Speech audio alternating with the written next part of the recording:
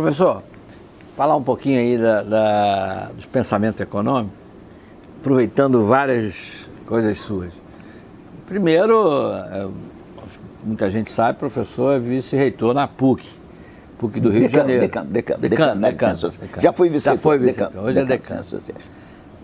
Bom, mas tem sua história ligada à PUC há muitos anos. E a PUC tem uma, digamos assim, uma participação importantíssima na escola de pensamento PUC. De certa forma, o Bruno Cruzado sai de lá, né? Sim, sem dúvida. Chico, Eduardo Modiano, enfim, professor Dionísio Carneiro. E depois deriva ali Gustavo Franco, Edmar Baixa, para uma outra corrente que vai desembocar no Plano Real. Mas a PUC vista assim como liberalismo, né?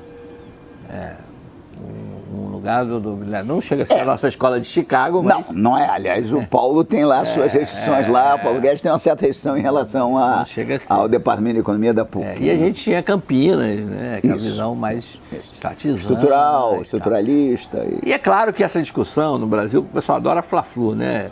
Sem nenhuma dúvida. Palmeiras e Corinthians, Flamengo e Fluminense. Adora isso.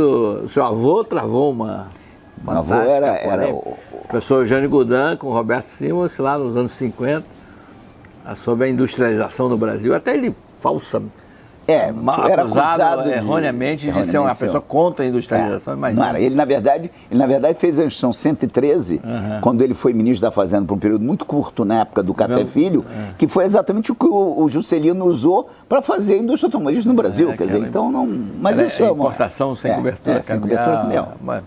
Isso é uma outra discussão. Mas a gente está agora... Entra o Paulo Guedes e diz que ele é a corrente que nega a social-democracia, né? Ele bota tudo no mesmo saco. É isso. O pessoal da PUC com o pessoal do PT, como se fosse a mesma coisa. Todos são culpados do Brasil ter chegado nesse ponto aí. Qual é a corrente de pensamento que vai prevalecer no Brasil na área econômica? Vedor, uma ótima pergunta. Quer dizer, no fundo, não é?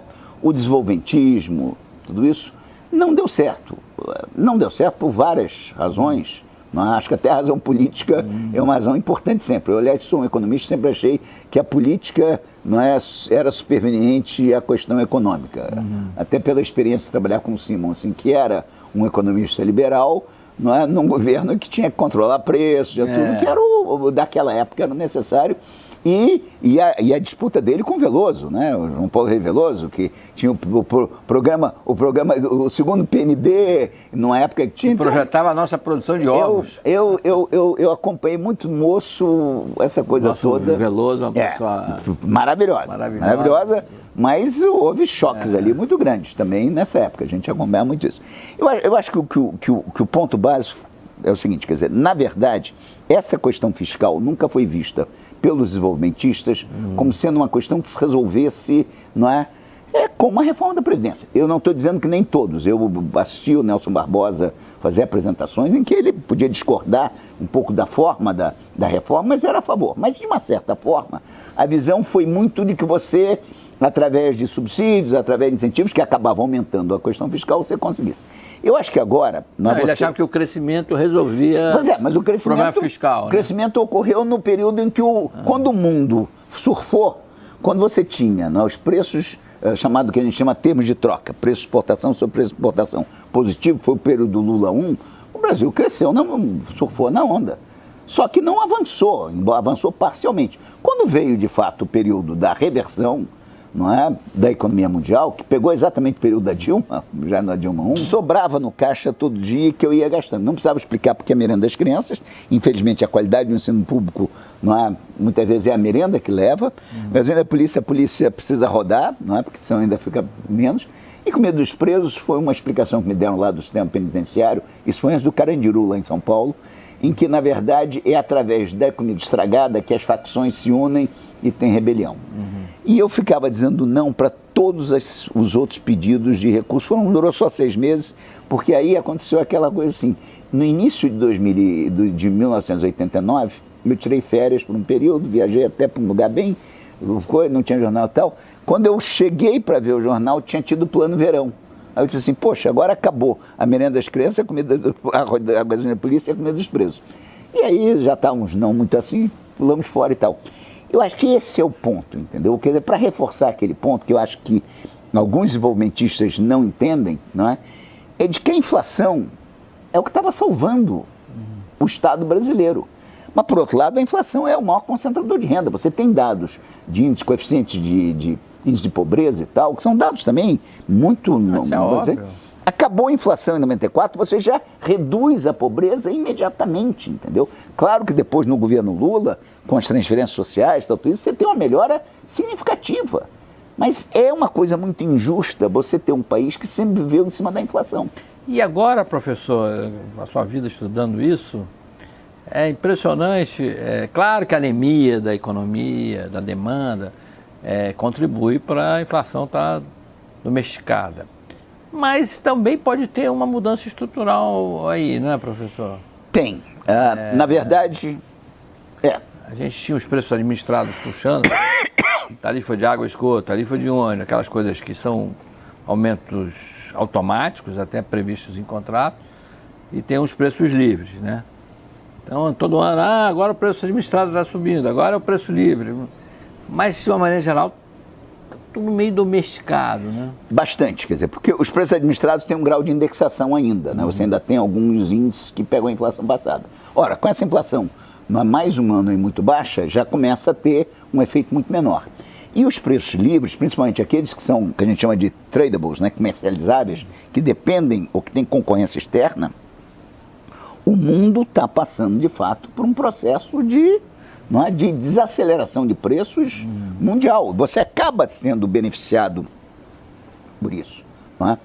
Mas serviços no Brasil, por exemplo, não... Os serviços foram o grande vilão da inflação. Agora também vou dizer uma coisa aqui, vou ser iconoclasta. Né? Eu costumava dizer naquela época dos serviços mais altos, que era inclusive um período Lula e principalmente Lula, um pouco Dilma, de que ela era uma inflação boa, Vidor, pelo seguinte, porque era a inflação da mudança da estrutura de renda da sociedade brasileira. E costumava fazer um exemplo muito simples para os meus alunos, né? Dizer o seguinte, olha, inflação é oferta e demanda, tá? Como eu já interferi na oferta e demanda controlando o preço 2 vezes na vida, na Nova República, no Cruzado, eu estava sentado em cima, e lá atrás com o Simonsen, né? Eu sei que mexer com oferta e demanda é a pior coisa que tem para qualquer economista fazer. Essa é uma das poucas regras válidas na economia, verdades econômicas, lá é oferta e demanda. Então, o que você tinha, o que eu dizer era o seguinte, com a mudança na estrutura de renda, com a nova classe C do Marcelo Neri, lá os 40 milhões de brasileiros estavam ascendendo, e eu dava um exemplo muito simples para explicar, dizer assim, olha, na comunidade tinha moça que sabia, não tinha emprego formal, mas sabia cortar o cabelo e fazer as unhas. Então ela era um aumento da oferta de serviços, fazia aquilo sem nota fiscal, né, totalmente informal. Quando você tem a economia crescendo, que foi esse período em que o preço de serviço andou rodando em 6%, 7% ao ano, não é? Isso pressionava a inflação, chegou até 9% no período, essa moça, não é, arranjou um emprego no próprio serviço, ou na indústria, ou no comércio, ela arranjou um emprego. Ela deixou de ser um aumento da oferta de serviço jogando o preço para baixo, e na sexta-feira, ela, para ir sair, não é, com o seu namorado, para ir para... ela vai no salão formal e diminui a oferta e aumenta a demanda. E a lei da oferta e procura. Então, para mim, isso é uma inflação boa nesse sentido. É óbvio que é uma inflação alta, mas ela representava exatamente a mudança na estrutura de renda da sociedade brasileira, que era uma das coisas mais importantes do mundo. 40 milhões de pessoas que chegamos a ter nesses estudos do Marcelo Neri, lá da Fundação Getúlio Vargas, isso é a população da Espanha.